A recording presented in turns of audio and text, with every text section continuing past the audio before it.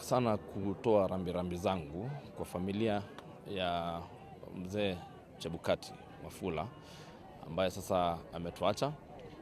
Tutamkumbuka kwa kuwa mtu mkakamavu, mtu mwenye shupavu, mtu ambaye amepigania haki ya Wakenya, mtu ambaye hakuogopa, hata akiogofia, akipatiwa mambo ya uoga, alisimama kidete na akasema kwamba haki ya Wakenya lazima ipatikane. Mimi nataka kumkumbuka kwamba mwaka wa 2022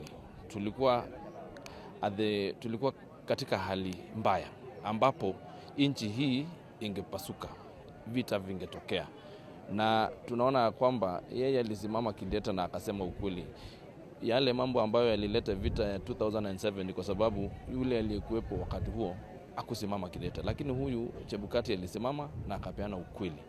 Mimi nasema huyo ni shujaa ambaye anafaa kupatiwa heshima yake, na mimi najua hata nchi hii na serikali hii itampatia mazishi ama buriani ya kufaa kwa mtu ambaye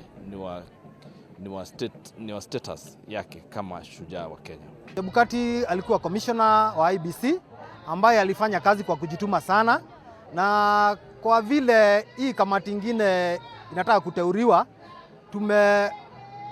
tutaona kama tumelose kidogo juu Chebukati wangekuwa wanaenda kwake wanamuuliza mambo inaendaje kwa IEBC. Sasa hiyo ni mkosi tu, but we'll get a good commissioners.